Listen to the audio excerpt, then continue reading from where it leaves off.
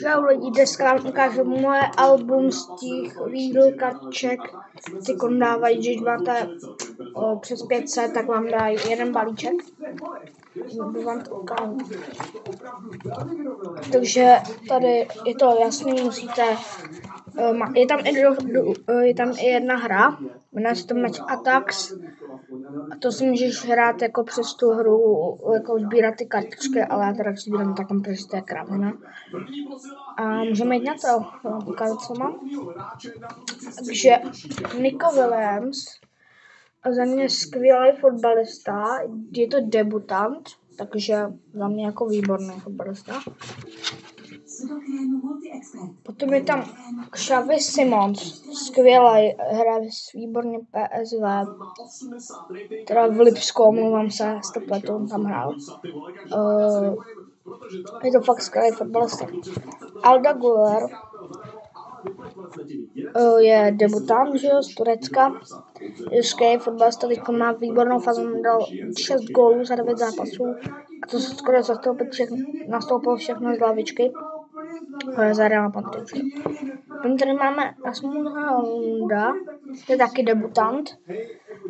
Skvělý fotbalista zase. Hraje za Manchester United, teď se jim úplně Manchesteru nedaří, ale málem si šli pro ty poháry. No. Hraje za Danko, že?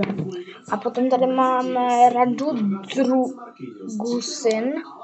Nevím, jak se to čte. Debutant, nevím, za co hraje. Stojí 5 milionů, celý 5. Jdeme na další stránku. Tak tady máme Albánce, kapitána. Jmenuje se Berat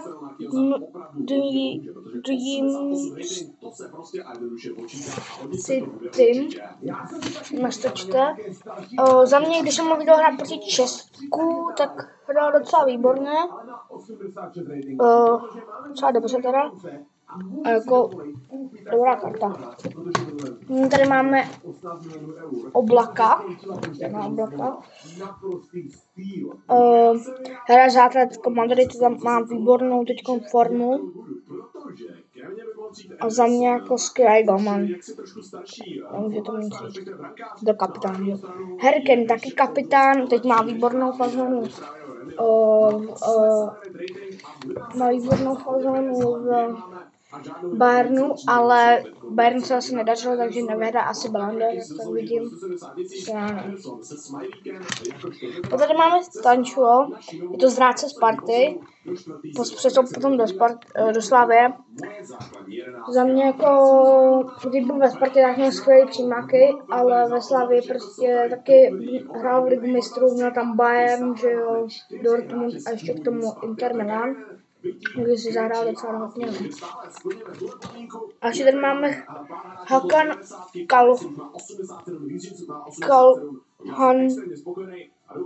Calhanoglu. Jo, ten hraje za Inter Milan, myslím. Nebo za AC Milan. A je výborný fotbalista, takže teď bude hrát proti nám Euro. Tak uvidíme, jak se nám bude dařit. Hlavně i Arda Güler bude hrát proti nám Euro, tak uvidíme. Takže na další stránku. Takže máme tady kapitána Davida Alabu. Teď nastupoval ve finále z lavičky nastupoval ve finále proti Dortmundu a vyhrál Real Madrid. Skvělá karta za mě, jako musím uznat, že je fakt výborný obránce, hrál i za Bayern. To kapitán, co ani nedivím, takže výborný. Tady máme Dušana Tadiče, skvělý fotbalista, jsem viděl, když v školách jsem koukal na Birmančeviče před Fortunu a on fakt hraje skvěle, to řekl, uznám, on fakt hraje skvěle.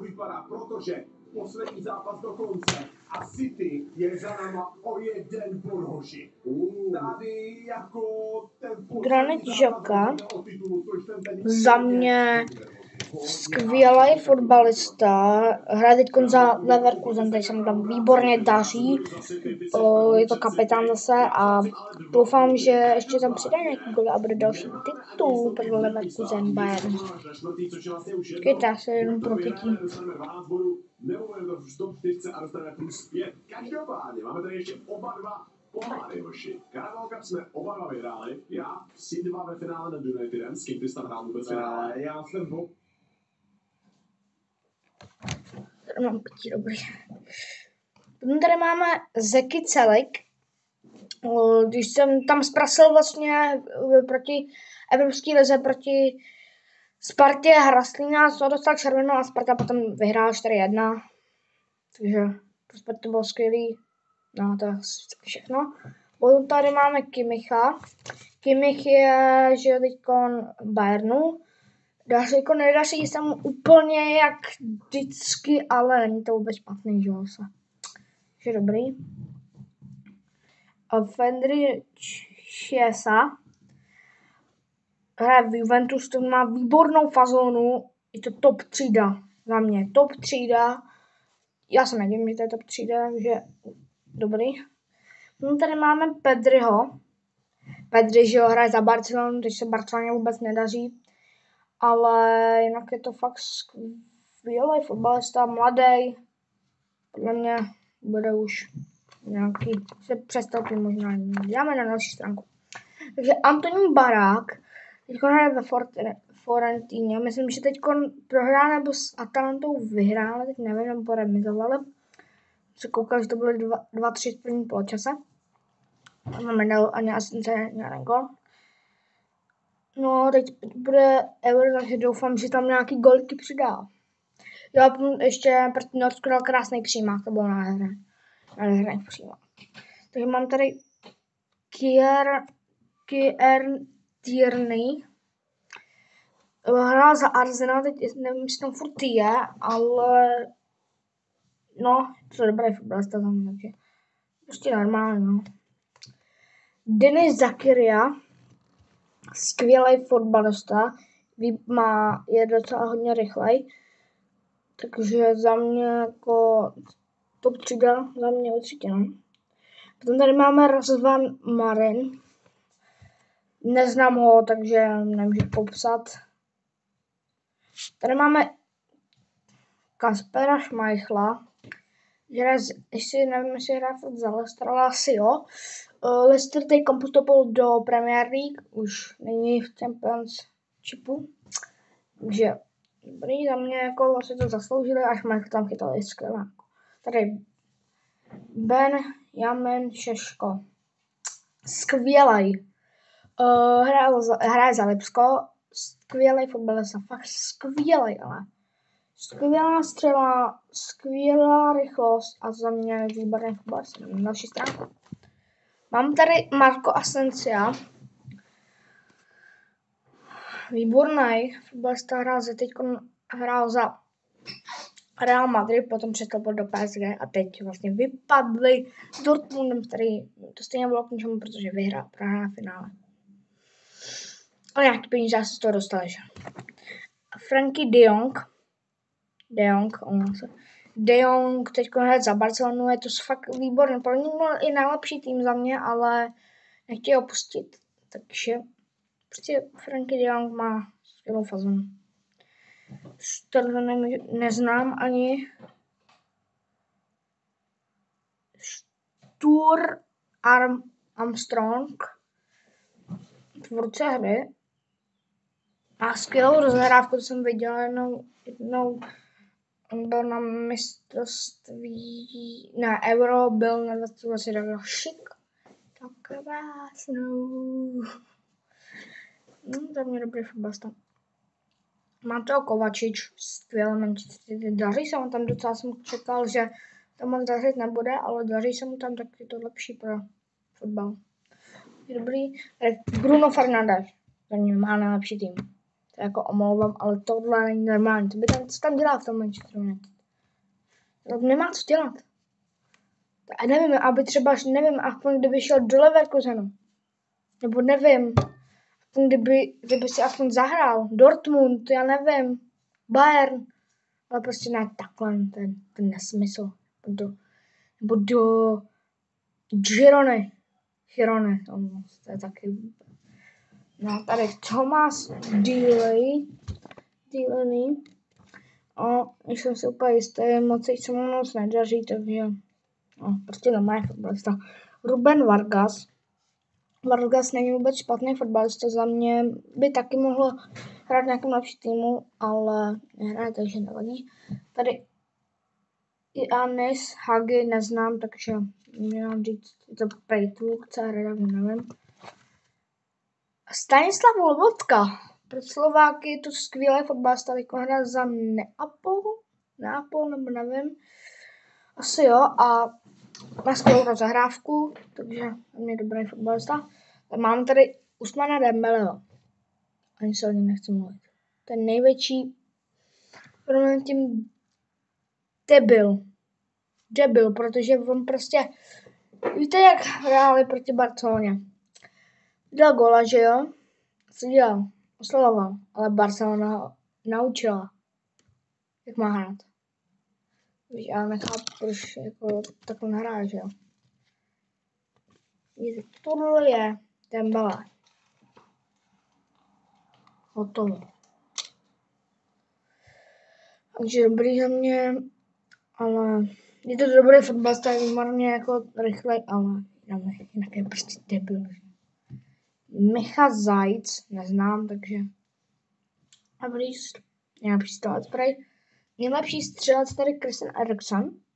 Velmi dobrý, ale ještě vzpomínám 2020 rok, jak tam spadl, skolaboval a byla, že měl po euru. A dánský fanoušci se na to nekoupili dobře. Když dobrý za mě, teď hraje za Manchester United, tak. A tam se mu docela daří, jako, takže dobrý. Nejlepší střelec Memphis Depay.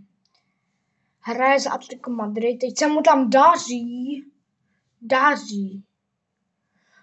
Ale jako za mě, není to tak strašný. Tady John McGinn hraje za Aston Villa, tam se mu daří, takže mě nemůžu nic vytknout, to je dobrý fotbalista.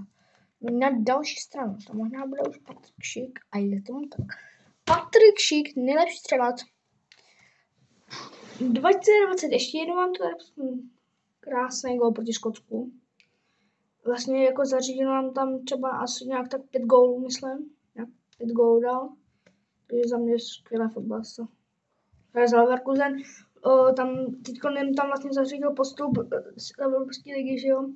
Dal ty 2 góly za 4 minuty, ale stejně jim to bylo ničem, protože prohráli proti Atalantě. Pan trenér Sané.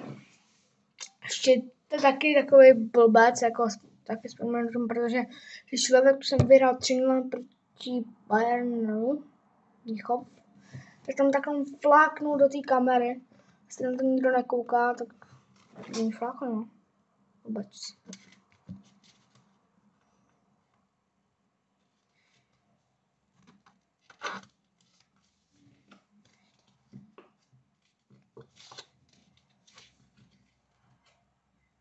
Ještě tady máme Roberta Máka, nevím, kde hraje, ale pro Slováky asi napište mi do komentářů, za co hraje Robert Mák. Robert Mák.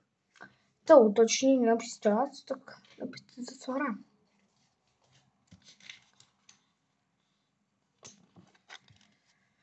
Tady to už je trošku lepší. Ricardo Rodriguez.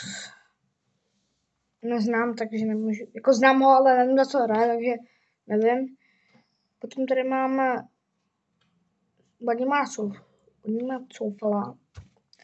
A to Velmoldo, byl tam s Kuchtou a s Vrabcem. Trošku si dali před zápasem proti Rumunsku. A co stalo? Nehráli. Ale měli zákaz, neužívám. Takže za mě dobrý fotbalista. Má skvělý centry, anebo auty, jo? Řeknu, to je fakt skvělý, jo? Ale kdyby to neudělali, se mohli vyhrát třeba 5-0. Klidně. Andres Christensen. Teď se mu daří Barceloně, ale Barceloně se zase nedaří, takže to k ničemu. je všechno asi zkušenost Georgino. Myslím, že naposledy jsem viděl hrát v AS Římu. Napište mi do komentářů, jestli tam fakt hraje. Tady máme to. Tady máme Scott McTominay. Mladý hráč, skvěle. Měl to skvěle, jako on dával góly, spíš jako nastavení. Ale Patrik Šik. Napište mi do komentářů, kolik byste dali, kdo podle vás je nejlepší jako na euro jako celkově. Juraj Kucka, nevím, na co hraje. A vím, že hrál za Spartu, že jo, jasně. Ještě tam hrál myslím, že za Malmo. Možná. Nevím, asi ne. Nehrál. Takže Koke, teď vůbec nevím, za co hraje, ale Koke je fakt skvělý. Já jsem ho nikdy viděl hrát, ale hraje výborně. Já jsem ho hrát jenom za Španělsko. Adam Nagy neznám, takže nemůžu vám nic říct o něm. Hraje za Bělorus. Ne. To je jedno. Nevím, to znamená. Maďarsko, mám se. Zkušenost. Tady turecké Caglar Soyuncu. To je dobrý fotbalista. Uznám, hrál vlastně na Euro, tam hrál skvěle. To uznám, takže za mě dobrý fotbalista. Čekajte, já jsem tady měl chybu a dáme tady kartu pěkně.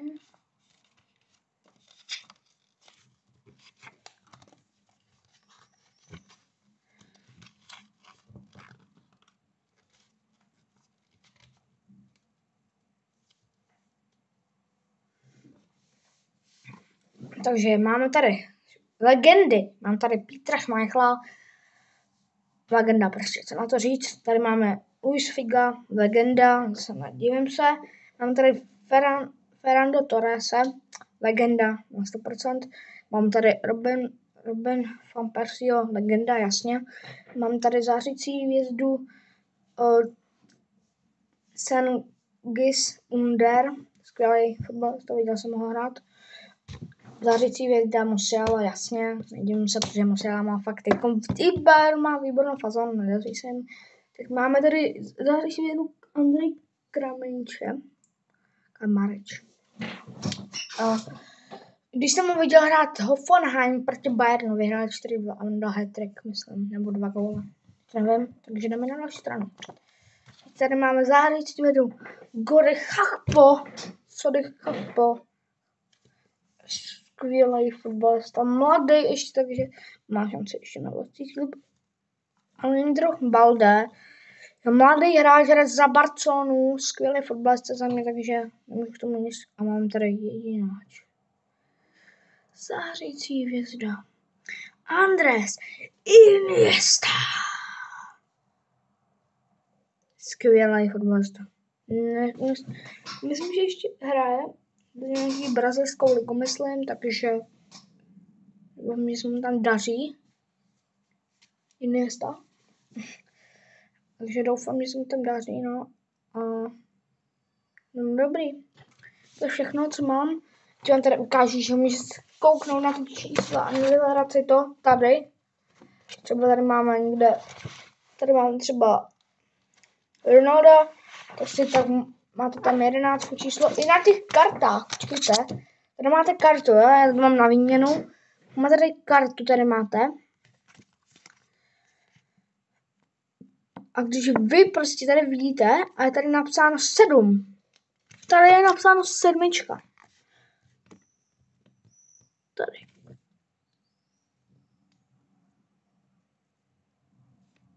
Tak, s tom, že já tady tak, koukejte, teď to bude na 7. Víte, tady je 7, 8, 9, tak on to jde, takže je pro vás všechno. Ještě tady si můžete klidně zapsat výsledky. Jsem si to psal z hlavy, já typuju na ty výsledky, ale kdyby mi něco vyšlo, myslím, že takhle jsem s kamarádem o 200. To bylo dobrý, doufám, že to vyjde.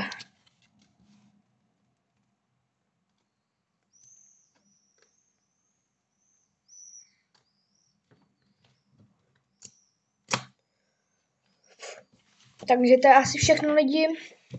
A jo, ještě tady máte tu hru, jak se můžete nainstalovat, takže já jsem to si to nainstaloval a pro vás to prostě chce údaje všechno. A tady můžete ještě vidět, že výsledky z Eura, kdo to vyhrál, tady máme i Československo, vyhrál napravdu proti Německu a Panenka. Takže je dobrý. Tady máte, že jo, pozadí těch fotbalistů, asi nejlepší, za mě to tam jsou. No to je všechno, lidi, takže u dalšího videa příště a čau.